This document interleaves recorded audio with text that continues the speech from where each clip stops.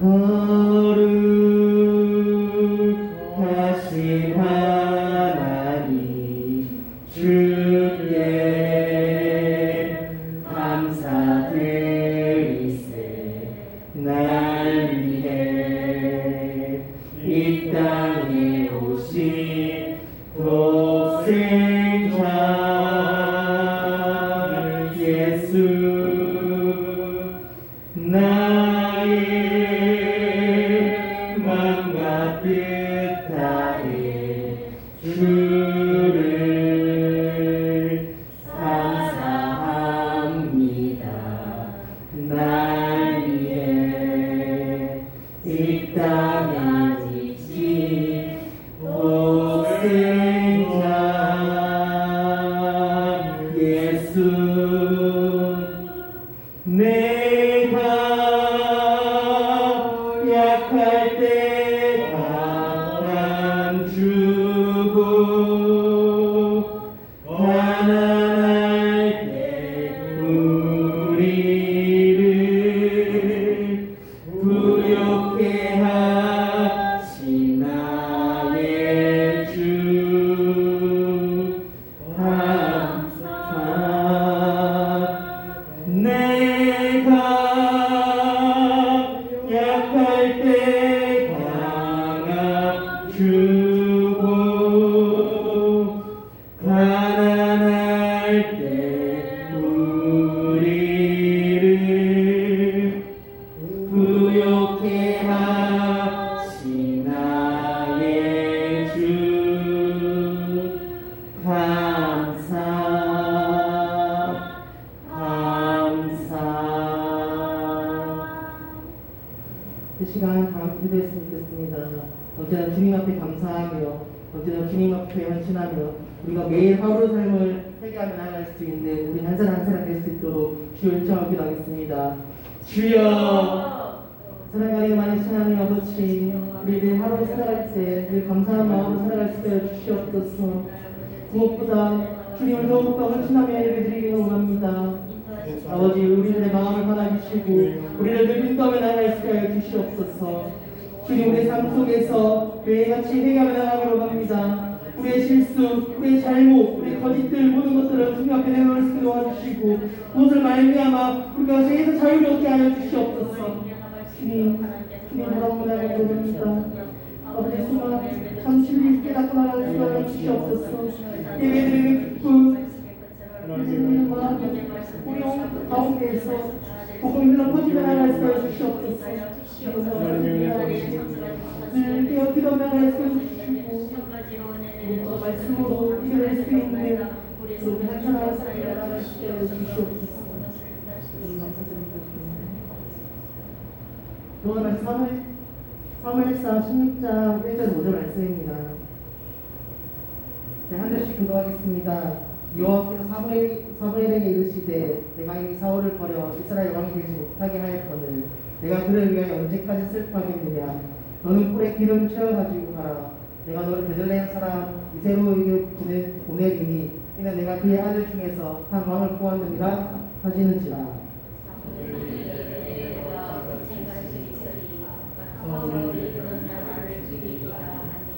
여호와께서 이르시되 너는 암송하기를 주고 가서 말하기를 내가 여호와께 제사를 드리려 왔다. 이새를 제사에 청하라. 내가 내게 행할 일을 가르치리니 내가 내게 알게 하는 자에게 나를 위하여 기름을 부을지니라. 사무엘이 여호와의 말씀대로 향하여 베들레헴에 이르매 수많은 장로들이 떨며 그를 영접하여 이르되 평강을 위하여 오시나이까. 이르되 평강을 위하니가 내가 여호와께서 제사하러 왔으니 스스로 성결하게 하고 와서 나를 함께 제사하자 하고 이새와 그의 아들들에게 성결하게 하고 제사를 청하니라. 아멘. 목사님 말씀 전해주시겠습니다. 기도하십시다. 하나님 아버지, 오늘도 오후 예배로 하나님께 영광을 올려드립니다. 또 예배를 통해 하나님의 영광을 받으시고 깨닫게 하시고 알게 하셔서 주님이 원하시는 선한 뜻대로 행하는 우리 모두가 되게 해 주옵소서. 우리 지혜나간 우리 성도들을 또 각 처소에 있는 성도를 붙들어 주시고 보호해 주시어서 하나님의 사랑과 은혜 안에 거하도록 인도해 주시옵소서. 오늘도 말씀을 대합니다.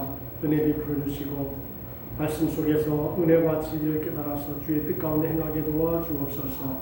예수님의 이름으로 기도합니다. 아멘. 할렐루야. 이스라엘 민족이 사사 시대를 지나서 왕정 시대에 들어가는데 그 왕정 시대 첫 왕이 사울입니다. 사울이 얼굴도 잘생기고 키도 크고 백성들도 기름을 부으니까 왕이여 만세하면서 사울이 왕된 것을 굉장히 즐거워했습니다. 처음에는 전쟁에 나가 승리도 하고 또 여러 가지 면에서 잘 왕의 일을 해 나갔습니다. 근데 세월이 가고 시간이 가면서 조금 삐뚤어지기 시작하는데 하나님에 대한 불순종 또 하나님의 제사권에 대한 망령되게 행함 이런 여러 가지 것들이 점점 하나님에게서 멀리 떠나게 되는 거예요. 순종하지 아니하고 불순종합니다. 그래서 하나님께서 오늘 성경에는 왕 삼은 것을 사울 왕 삼은 것을 내가 후회한다 그랬습니다. 사람을 딱 세웠는데 그 위치에서 겸손하게 진실하게 또 하나님의 법에 맞도록 이렇게 일을 해야 되는데 그렇게 하지 아니하고 자기 고집대로 자기 뜻대로 자기 생각대로 일을 막 추진해 나가기 시작하는데 나중에는 이제 하나님의 사람하고 하나님의 종 사무엘하고 멀리 떨어지기 시작합니다. 이게 이제 뭐냐면 하나님의 사람하고 점점 사이가 금이 간다 하는 것은요 시인하고도 금이 간다는 것을 얘기할 수 있어요. 성도도 보세요. 성도도 목회자하고 자꾸 이렇게 금이 가잖아요. 그러면 신앙에서 점점 멀어집니다. 학교의 선생님하고 관계가 좋지 않으면 그 과목의 점수가 좋지가 않습니다. 신앙도 마찬가지예요. 목회자하고 또는 하나님의 사람들하고 관계가 좋으면 아주 원만하게 은혜롭게 이게 신앙생활을 해 나갈 수 있는데 사울이 처음에는 참 좋다가 가면 갈수록 점점 하나님이 원하시지 않는 길로 가는 거예요. 사울도 사무엘도 가만히 보니까 이거 아닌 것 같아요. 그래서 하나님께서 내가 사울을 왕 삼은 것을 후회한다 그랬습니다. 참 이게 사람을 세워놓고 그 사람이 그 일에 맞도록 잘 이렇게 협력해주고 도와주는 것은 굉장히 중요하죠. 사람을 세워놨는데 그 자리에서 성실하게 일하지 않냐고 겸손하게 일하지 않냐고 오만하고 방자해서 자기 생각대로 자기 뜻대로 막 해버리게 되면 점점 멀어지는 것입니다.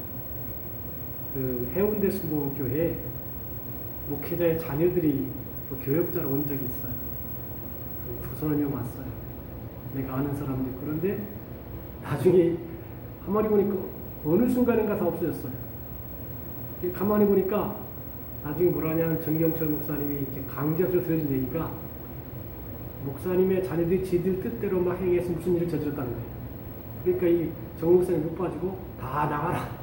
싹 나가서 딴 데로 터졌어요.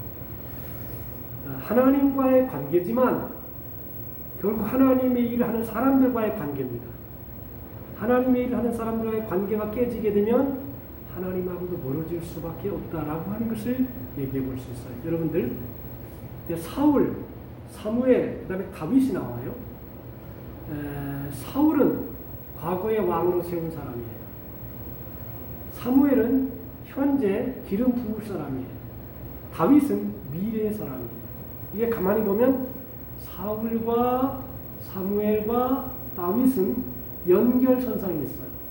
그런데 이제 하나님이 사울을 포기했다는 거예요. 내가 왕 삼는 것을 후회한다. 이게 참 굉장히 문제가 되죠. 왕 삼는 것을 후회한다. 그래서 굉장히 슬퍼합니다. 사무엘이 하나님 이게 내가 사울을 하나님이 기름 부으라고 해서 기름을 부었는데 자기 역할을 잘 하지 못하고 자기 뜻대로 행하니까 안 되겠습니다.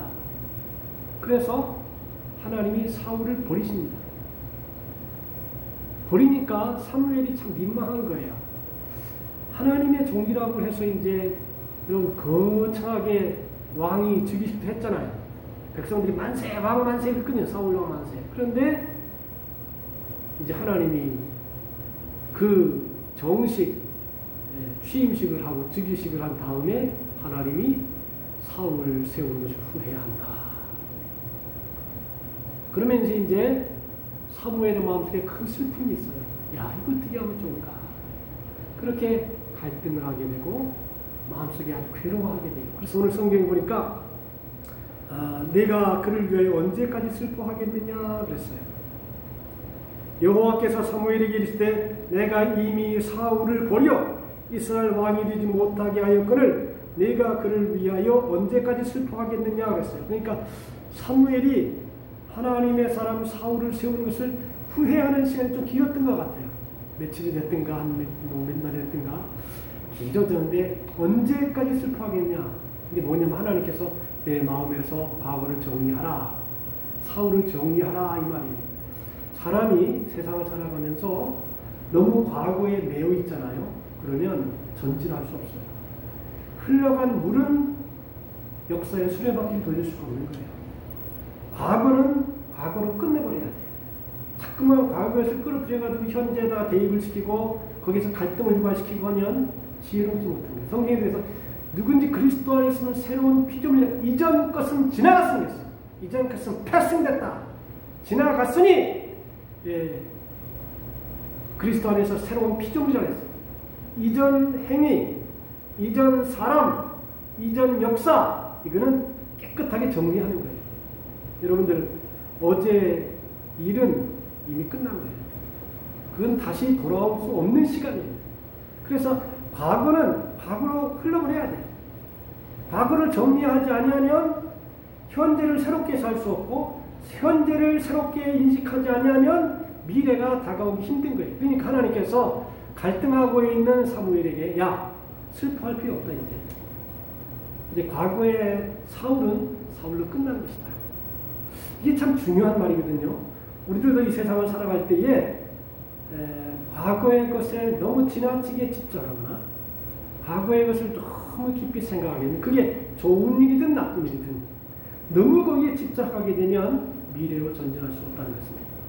그래서 우리가 이전 것은 다 없애버리고 잊어버리고 믿음으로 전진하는 삶의 모습을 볼 수 있습니다. 그래서 하나님이 사울을 이제 시대를 끝내가지고 그 다음에 새로운 준비 오늘 1절에 보니까 너는 기름을 뿔에 채워 가지고 가라. 내가 너를 베들레헴 사람 이새에게로 보내리니 이는 내가 그 아들 중에 산 왕을 예선하였음이니라 그랬습니다. 이새를 제사에 청하라. 내가 너희 행한 일을 가르치리니 내가 내게 알게 하는 자에게 나를 위하여 기름을 부을지니라 그럽니다. 자 이제 사울의 시대가 지나가고 사울이 하나님이 버렸어요. 청소했어요. 불순종하고 자기 고집대하니까 이제 더 이상 내가 너를 쓸 수가 없다. 그래서 하나님이 버렸어요. 그 다음에 하나님께서 사무엘에게 이새의 집에 가봐라. 형제가 여럿이 있는데 그 중에 한 사람에게 기름을 부으라. 여러분이 잘 아는 것처럼 첫째 아들부터 이렇게 쭉 부르지요. 엘리압, 삼마, 사무엘이 쭉 부르는데 그 인물 중에서 인물이 없어요. 맨 마지막 인물 이새의 아들 다윗이 사울이 그에게 기름을 다 부으죠. 그러면서 역사가 사울의 시대는 지나가고 이제 다윗의 시대가 전개되는 그런 과정입니다. 16장에 있는 그 내용을 전체 보면 뭐가 나오냐면 준비하다는 말이 형태는 다르지만 그 비슷한 형태의 말이 16번 나옵니다. 준비하다, 보다, 주의하다 이런 말이 주시하다 그런 말이 나옵니다.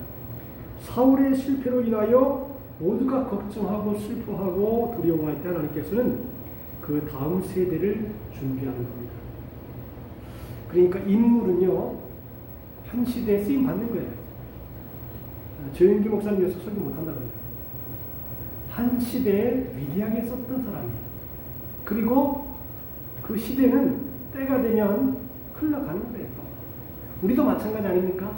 지금 건강해요. 예배 드릴 수 있어요. 우리가 한 시대에 쓰임 받는 거예요. 그리고 한 시대가 지나가면 우리도 마찬가지로 나이가 90이 되고 100살이 되면 이제 서서히 뒤로 후대자에게 물려줘야 돼요. 하나님이 그래서 한 새 사람을 준비하고 있다. 참 중요한 의미입니다. 하나님이 교회를 위하여, 나라를 위하여, 또 한 세대를 위해 새로운 사람을 준비시킨다는 것입니다.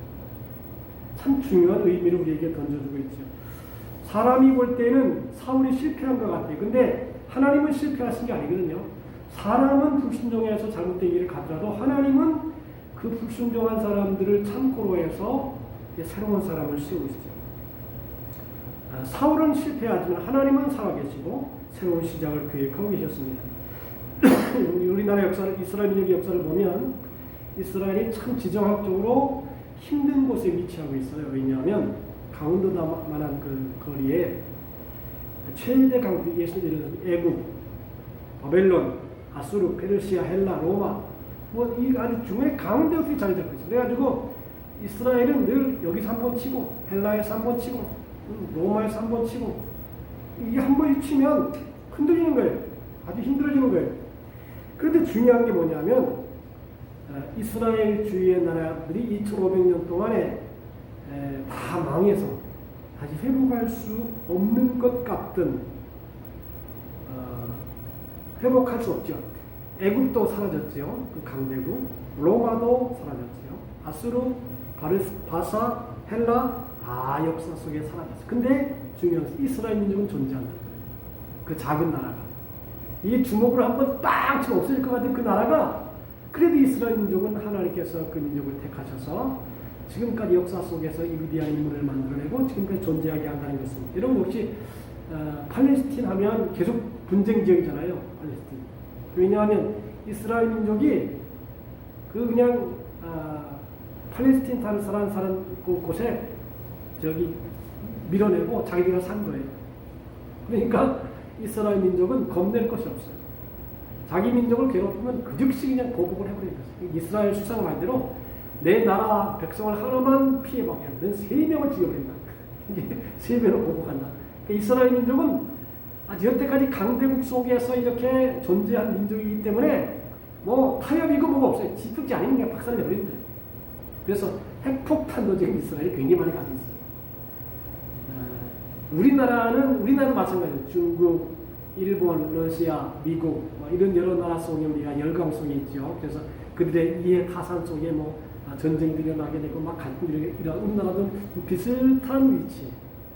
근데 우리나라도 굉장히 힘들었지만 존재하고 있단 말이죠. 계속 하나님의 섭리와 뜻이 있다는 것이. 자, 중요한 게 뭐냐? 하나님은 한 인물이 간다 할지라도 새 뜻이 이루어진다. 새 시대가 이루어진다. 여러분, 사람이 하나 죽잖아요. 큰 인물이. 그런 말이 있어요. 나무가 하나 쓰러지면, 큰 나무가 쓰러지면 어떻게 될까요? 네? 큰 나무가 하나 쓰러지면 그 주위에 나무가 마르잖아요. 왜냐하면 큰 나무는요, 그늘을 많이 만들어가지고 지 혼자 우뚝 서 있지 다른 나무들이 더 자랄 수가 없어요. 그러니까 한 큰 나무가 툭 떨어지면 그 나무가 없어지니까 주위에 햇빛이 많이 들어오는 거야. 그래가지고 인물이 많이 자라는 거예요. 그래서 여러분, 큰 인물이 있잖아요. 그러면 큰 인물 그 밑에 사람들이 길을 못 펴요. 길을 못 펴요. 너무 아버지가 훌륭하잖아요. 자식들이 길을 못 펴요. 너무 아버지의 그늘이 크기 때문에. 그래서 사울이라고 하는 거대한 인물이 이제 툭 떨어지고 그 다음에 다윗 시대가 전개가 되죠. 하나님의 새로운 사람을 준비한다는 것입니다. 로버트 슐러 목사님 그런 얘기를 했어요. 새로운 시작을 부여하는데 산이 내 앞을 가로막는다 하여도 나는 단념하지 않으리라. 나는 계속해서 도전하리라. 나는 산에 오르리라. 아니면 산 밑에 터널을 뚫고 통과하리라. 그런 얘기했어요. 아니면 하나님의 도움을 받아 그대로 산을 금광으로 만들리라 그랬어요. 아주 그 possible thinking, 가능성의 사고방식을 가지고 불가능이 없다라고 하는 생각, 사상, 이것이 이제 한 시대를 풍미했죠. 미국의 possible thinking, 긍정하는 그 교회, 수종교회, 크리스탈 처치, 보면 참 대단했어요. 제가 그 방문했을 때 딸이 설교를 하더라고요. 그 다음에 또 어떻게 지금은 천주교에 팔려가지고 무덤도 그 possible thinking 그 주위에 무덤이 있어요. 죽으면 거기에 묻힌다고. 근데 한 시대에 탁 떴다가 우리나라의 방송에도요, 로버트 슐러 목사님 나왔어요. 우리나라 방송에 미국에서 예배드리는 장면을 로버트 슐러 목사님이 방송하면 한국에서 TV로 보여줬어요. 대단하죠? 강단이 예술적으로 꾸며가지고 폭포가 흘러나오기도 하고 연극 쇼를 하기도 하고 막 그런 아주 큰 한때의 역사를 지켰다가 나중에 그 교회가 핏더미가 돼가지고 사라지기도 했어요. 그러니까 한 시대 쓰는 거예요. 하나님이 한 시대. 근데 한 시대가 지나가면 하나님은 새로운 시대를 준비하신다. 우리나라의 조영기 목사님 하면 역시 인물은 인물이에요. 큰 인물이 큰 나무예요. 근데 그분이 돌아가셔도 복음은 살아있어요. 사람이 죽는다고 복음이 죽는 건 아니에요. 그죠? 사람이 죽어도 복음은 안 죽는 거예요. 복음은 영원한 거예요. 사람이 컸다가 사라졌다가 컸다가 하죠. 사람 인생은 인생으로 끝나는 거예요. 그 당시 사명을 다하면 끝나는 거예요. 자, 사무엘에게 평강을 위해 오시나이까 됐어요. 그러니까 이 주위에 사람들이 굉장히 그 갈등을 하는 게 사무엘이 말하기를 내가 어찌 갈 수 있으리까 사울이 들으면 나를 죽이리이다 했어요. 자, 이 지금 시대의 왕이 사울인데 이제 사무엘이 평강을 위해 오시나이까 그러니까 사무엘이 하나님 말씀대로 베들레헴의 이름에 성읍 장로들이 떨며 그를 영으로 가로되 평강을 위하여 오시나이까 간데 평강을 위함이다. 여러분 이 말 속에는 굉장히 깊은 그 의미가 있는데 뭐냐면 사울이 정권을 잡고 있어요. 그러면 사무엘에게 가서 이렇게 무슨 얘기를 하잖아요. 그러면 전 정권 사람이라고 해가지고 사울이 죽일 수 있는 가능성이 있는 거예요. 정권이라고 하는 게 무서운 거예요. 여러분들 지금 정권이 이제 1년 만에 또 바뀝니다. 어떻게 될지 몰라요. 정권이라고 하는 것은요, 한 기업체 회사, 사람을 죽이기도 하고 살리기도 해요. 그 정권의 맛에 맞으면 살려주고, 안 맞으면 죽이기도 해요. 사법부가 지금 왔다 갔다 하죠. 이게 이제 사법부가 맨 마지막에 되면 정의의 칼날을 세워요. 왜냐하면 시대가 정권이 끝났다. 그런 의식을 가지고 있기 때문에 정의의 칼날을 세워요. 그 다음에 또 처음엔 딱 들어가면 이 사법부가 현 정권의 편을 딱 들어요. 이게 현상이에요. 사람의 어떤 현상이에요. 자, 그래서 베들레헴 장로들이 평강 위에 오시나이까 그렇게 물어봐요. 그 성읍 사람들이 사무엘의 등장이 지금 걱정스러운 것이죠. 사무엘을 영접한 것 때문에 사울 왕이 어떤 보복을 당할지도 모른다. 그런 의식을 가지고 있었습니다. 그래서 사무엘이 이런 질문을 하게 됐다라고 하는 것입니다. 좋은 일로 오셨습니까? 아니면 불리한 일로 오셨습니까? 사무엘이 평강을 위하여 왔노라. 그렇게 말합니다. 사무엘의 베들레헴 방문은 절망과 혼란에 빠진 이스라엘의 하나님의 평강을 이루기 위한 것입니다. 자, 여러분들 우리가 살아가다가 보면 시대가요. 여태까지 우리가 지금까지 살아오면서 지금 같은 시대가 없었어요. 그죠? 예배를 뭐 10% 드려라, 20% 드려라, 뭐 이렇게 교회를 지시할 때가 없었어요. 역사적으로 한 번도 없었어요. 근데 희한한 시대를 맞고 있어요. 가족이 모인다 5명 이상 모이지 말아라. 아니 그 참, 야 이게 도대체 어떤 세상인가 이게? 네? 가족도 자기 마음대로, 국가의 마음대로 모여라, 모이지 말라 그런 지배하는 시대가 전혀 없었잖아요. 한 번도 없었잖아요. 자, 그런데 어쨌든 중요한 것은 이 세상은 완전하지 않아요. 정권이 되든 사람이 되든 완전하지 않아요. 다 나름 부족한 점이 다 있어요. 완전한 것이 하나님밖에 없어요. 자, 그래서 이 세상에 가장 중요한 것이 뭐냐면 복음 외에는 영원하지 않다. 복음 외에는 영원하지 않다. 복음만이 영원한 것이고 완전한 것이고 복음만이 우리의 살 길이다. 복음 외에 다른 것들은요 한때 팍 떴다가 질 수 있어요. 그러면 우리가 믿음의 사람들은 하나님의 말씀만을 귀히 여기고 말씀만이 진리고 말씀만이 은혜다라고 하는 생각을 가지고 말씀으로만 살아가는 성도가 다 되어야 할 줄 믿습니다. 말씀만 따라가라. 제가 오늘 컬럼에도 썼지만 60년대 70년대 인구가 막 늘어나니까 둘만 다 잘 이루자. 그렇지요? 그래가지고 가만히 보니까 그때 어떤 현상이 일어났냐면 그때 영남 쪽의 사람들이 권력을 잡고 있었어요. 그리고 호남 쪽은 못 잡았어요. 가만히 제가 호남을 보니까 호남 쪽에 얘기를 많이 나왔더라고요. 호남 쪽에는. 내가 그때 그 전라도 가서 보니까 그 당시에 영남 쪽은요 아주 국가에 많이 순종한 자리 둘만 나왔어요. 근데 호남 쪽에는 아주 거역해가지고 새들이 막 났어요. 근데 세월이 가다 보니까 지금은 이제 학교에 가는 것도 이제 학생들이 없어요. 모집을 하기 굉장히 힘들어요. 야, 그래서 영원한 것이 무엇이고 참된 진리가 무엇이냐? 사람들이 정권이나 정책에 따라 사는 것은 영원하지 않다. 완전하지 않다. 하나님만이 영원하다. 하나님의 말씀만이 진리고 말씀대로 살아갈 때만이 삶을 하나님께서 축복 속에 인도하십니다. 여러분들, 예수 그리스도는 어제나 오늘이나 영원토록 동일한 것입니다. 사람은 시대와 상황에 따라 이렇게 변하고 저렇게 변합니다. 변질이 됩니다. 하나님만이 영원하십니다. 그러므로 우리가 신앙생활하는 게 중요한 게 뭐냐면 영원하신 하나님, 어제나 오늘이나 영원토록 변함이 없는 영원하신 하나님이 그 말씀의 진리를 따라 행하는 교회이기 때문에 우리는 세상적인 것보다 세상의 향상보다도 하나님의 말씀만을 따라가야 된다. 말씀만이 영원하고 말씀만이 진리고 말씀을 행할 때 하나님의 축복 안에 거할 수 있다라고 하는 것입니다. 그러므로 우리가 예배를 드리고 기도하면서 하나님만이 참 영원한 것이다라고 하는 것을 생각하며 살아야 된다라고 하는 것입니다. 젊은 나이에 성공의 길에 들어선 영국의 한 유명한 변호사가 있었다고 합니다. 영국 의사당 앞에서 비중 높은 변호를 하게 되어 있었는데 그날에 많은 긴장과 부담감을 가진 나머지 스트레스 인하여 쓰러지고 말았답니다.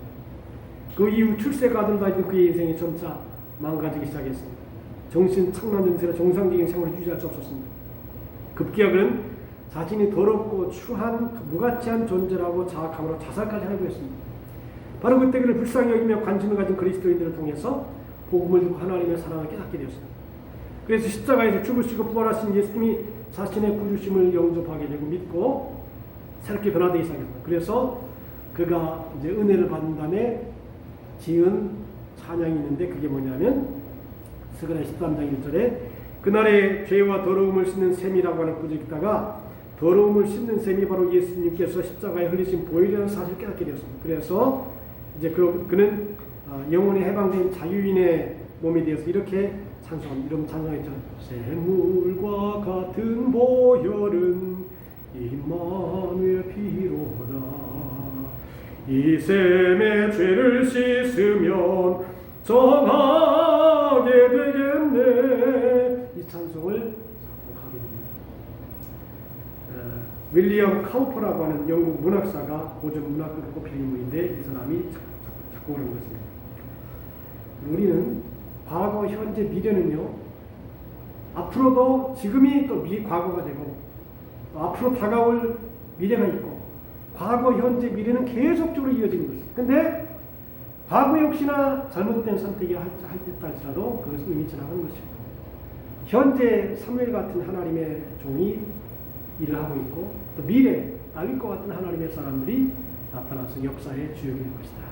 근데 보니까요 준비 잘해야 돼요. 하나님이 사람을 쓸 때에 준비를 많이 한 사람을 쓰시더라고요. 준비가 되어 있지 않으면 맡겨줘도 못해. 맡겨줘도 못해.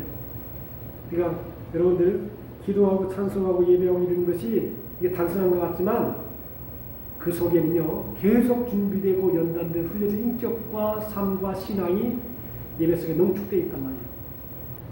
하루아침에 그냥 탁 나타나서 좋은 설교를 하고 좋은 말씀을 하고 인물이 되는 게 아니에요. 계속 농축이 되고 쌓이고 저는 그런 생각이 들어요. 목회도 봄, 여름, 가을, 겨울이 있다. 봄은 새싹이 피어오르고 꽃이 피고 향내가 나는 철이 있어요. 봄이에요. 근데 계속 봄은 안 돼. 여름에 뜨거운 때앗볕을 맞아야 돼요. 그러면서 고생도 하고 아픔도 겪고 괴로움도 겪고 뜨거운 태양빛, 거친 비바람, 그 다음에 여러 가지 아픔 이런 것들을 잘 용인시키는 것이 여름이다. 그리고 그 모든 아픔이 나중에 열매가 되어서 가을에 풍성한 곡식이 나타난다. 아마 목회자로 보면 후반기 좀 이렇게 생애가 가을이 아닌가, 열매를 맺거두는 철이 아닌가. 그 다음에 겨울은 쉬는 철이죠. 인생도 마찬가지예요. 봄에 씨를 잘 뿌린 사람은 거기로 끝나지 않냐고 여름이라고 하는 성수기 계절을 지나서 가을이라고 하는 추수하는 때가 있다. 그리고 그 다음에 그 추수를 잘한 사람들은 겨울에 풍성한 여유를 즐길 수가 있다. 그렇게 생각이 되기도 합니다. 그래서 우리가 하나님이 역사를 주관할 때, 사람을 쓰실 때, 일을 하실 때 반드시 봄과 같은 준비를 잘 해야 된다. 잘 마쳐야 된다. 이제 여러분들 지금 정치하는 사람들이 586세대인가요? 386세대인데 그런데 이제 그 시대별로 뭐가 나오냐면 공부를 많이 한 사람이 있어요. 어떤 사람은 제가 이제 신학교 다닐 때 참 데모 많이 했어요. 막 길거리 여의도에서 이렇게 왔다 갔다 하잖아요. 그러면 그 도로 주위에 있는 돌, 옆에 있는 돌 같은 거 다 부셔가지고 막 때려 부시기도 하고 막 그런 일들이 있었어요. 근데 그렇게 데모만 하면 그것이 인생 한 부분에게 있어서 삶을 살아가는 그 방식이야. 또 데모를 해야 돼. 그러니까 그런 사람들이 또 이제 중심이 되면 다른 사람이 또 데모를 한다고. 근데 그 기간 동안에도 또 편하게 책을 읽고 공부를 하고 역사를 공부하고 이런 사람들은 어떤 그 준비된 그런 체질이 형성이 된다는 것이죠. 신앙도 마찬가지예요. 기도로 많이 준비를 해야 돼요. 자녀들을 위해서 기도도 많이 뿌려놓고 헌신으로 많이 뿌려놓고 이렇게 해놓으면 나중에 다 열매를 거둘 때가 와요. 열매를 저는 이제 가끔 그런 생각이 들더라고요. 나눔과 기쁨을 하면 그냥 막 주거든요. 막 줘요. 참 기분 좋습니다. 이것도 가져가, 저것도 가져가, 막 가져가요. 그래서 기분 좋아 가져가요. 근데 가만히 나중에 보면 저분들이 또 마음으로부터 오는 존경심이 있더라고요. 바다만 가는 게 아니라. 그래서 우리도 하나님이 여기 우리에게 주신 은혜를 때를 따라서 사울이 시대가 끝나면 다윗 시대가 오는 것은 우리가 잘 준비된 사람이 되어서 언제든지 하나님 앞에 귀하게 아름답게 쓰임받을 준비가 다 될 수 있기를 주님의 이름으로 축복합니다. 기도해야 됩니다. 기도도 많이 해야 돼요. 헌신도 할 수 있으면 해야 돼요. 절대로 망하잖아요. 감리교에서는 목회자가 되면 연금을 내거든요. 근데 첫 사례비를 다 드려요. 교회에다가 지방에다 다 드려요. 그 헌금을 가지고 연금을 해요. 근데 실제로 크게 보면 이런 게 있더라고요. 처음 사례비는 몇 푼 안 되거든, 솔직히. 왜냐면 처음이니까. 근데 이제 그 전사람한테 큰 거지만 목회자가 큰 목회자님들이 이제 한 50년, 40년 목회하는 분들이 큰 몇 푼 안 되거든요. 근데 그 전사님에게는 큰 거야. 근데 그 길게 보면 하나님께서 야, 너 처음 보는 그거 다 내. 그 다음에 그걸 가지고 연금을 하는 거예요. 연금. 그래서 깊은 의미가 있다. 그런 생각이 들기도 해요. 여러분들 기도도 헌신도 신앙도 다 때가 있어요. 여러분 지금 우리 얼마나 좋아요. 예배하고 기도하는 때. 근데 이것도 예배도 마음대로 못 드릴 때가 와요. 여러분들 배봉영 예수님 건강하게 잘 오셨잖아요. 힘들잖아요. 또 우리 김호진 권사님 참 감사해요. 연세 드시고 오시잖아요. 예배하는 정도의 건강만 있어도 괜찮다. 예배할 수 있는 건강만 있어도. 예배를 못 드릴 때도 올 수가 있다. 저는 그런 생각이 들거든요. 옛날에 조영기 목사님 설교할 때, 고등학교 때, 중학교 때 설교할 때, 얼마나 잘하는지 몰라요. 막 쌩쌩했어요. 막 그 모습이 너무 힘이 있었고, 막 카리스마적인 거예요. 얼마나 그 매력적인지 못하네. 근데 이제 얼마 전에 보니까 방송을 들으니까 언어가 제대로 안 되니까 파킨슨스 병이 걸린 거예요, 목사님이. 몸이 마음대로 안 되는 거예요. 옛날 같지가 않아요. 지금은 설교도 못 하십니다. 때가 있는 거예요. 기도할 때가 있고 또 설교할 때가 있고 또 죄송하지만 그것이 소진되어가지고 힘이 없어질 때도 있어요. 지금은 우리가 기도할 수 있어요, 다. 그죠? 할 수 있을 때 많이 해놔야 돼. 은혜도 그랬어요. 우리가 신학교 다닐 때 교수 목사님들이 은혜 받을 때 막 받아놔라. 은혜를 처음 받잖아요. 그러면 미치도록 받는 거예요. 여기저기 가서 그냥 이렇게도 받고 저렇게도 받고 막 은혜를 많이 받는 거예요. 받을 때는 많이 받아놔야 돼. 풍성히 받아놔야 돼. 그리고 헌신할 때는 헌신하고 망할 정도로 헌신해야 돼. 그러면 나중에 그게 절대로 헛되지가 않다. 그것이 나중에 내게 복이 되고 축복이 된다. 할렐루야. 지금도 여러분들 우리가 지금 예배하잖아요. 이게 힘이 있는 거야 지금은. 그죠? 힘이 있는 거예요. 앉아 있을 수 있고 찬양할 수 있고 또 예배 드릴 수 있고 기도할 수 있고 이 힘이 있는 거예요. 근데 이 힘도 영원하지 않다. 오늘도 여러분들 이제 소수가들이지만 우리도 오늘이라도 우리의 하나의 정말 기도가 헛되지 아니한다는 것을 알고 열심히 힘으로 와서 30배, 60배, 100배로 우리의 삶이 열매를 거두는 그런 삶이 다 될 수 있도록 주님의 이름으로 축복합니다. 평강을 위하여 오시나이까 그랬죠. 하나님은 사울의 시대를 끝내고 다윗의 시대의 평강을 위해서 다윗의 집에 기름을 부으러 갑니다. 오늘 그 은혜가 우리 모두에게 있게 되기를 바랍니다. 기도합시다. 하나님 아버지 감사합니다. 오늘 우리가 예배자로 설 수 있게 하시고 은혜 가운데 거하게 하시니 감사합니다.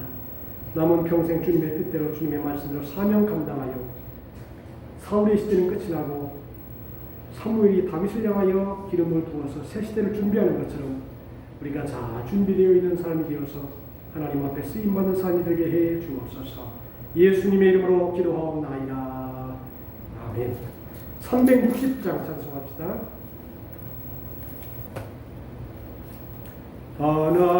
하나님은 너를 지키시는 자 너의 우편에 그늘 되시니 낮에와 밤에 달도 너를 해치 못하리.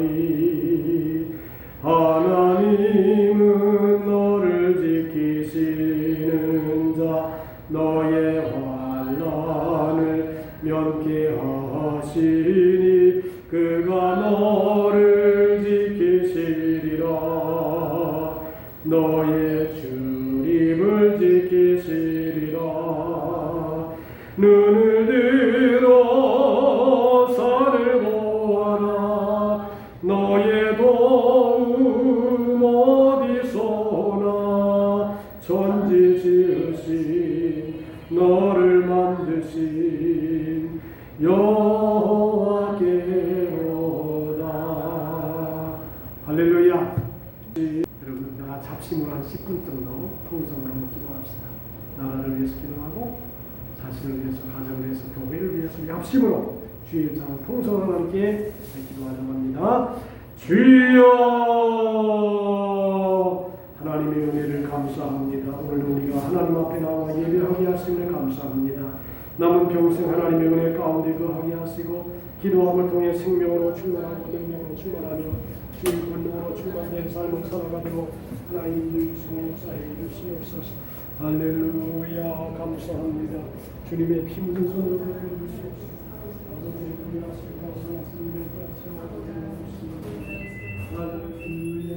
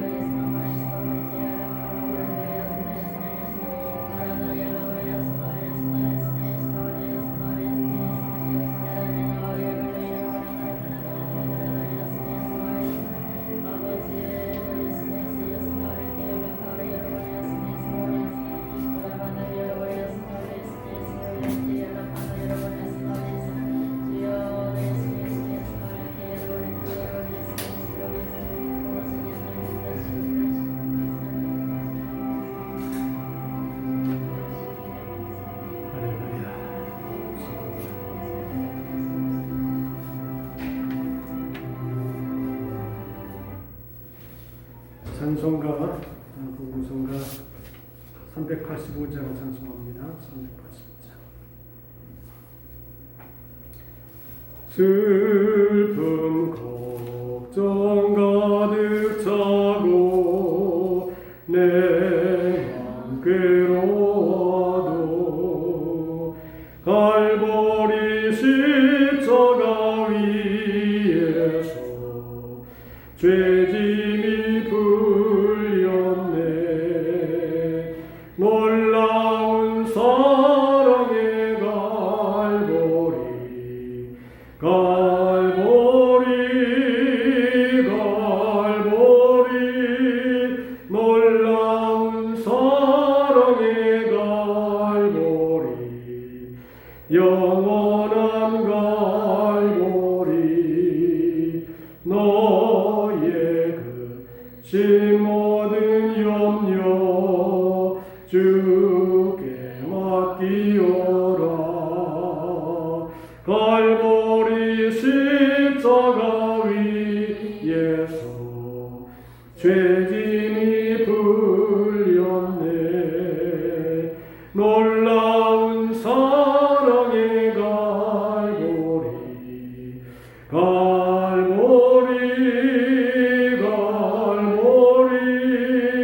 놀라운 사랑의 갈보리 영원한 갈보리 너의 눈물 상한 심령 주가 돌보신다. 갈보리 십자가 위에서 죄짐이 풀렸네. 놀라운 사랑의 갈보리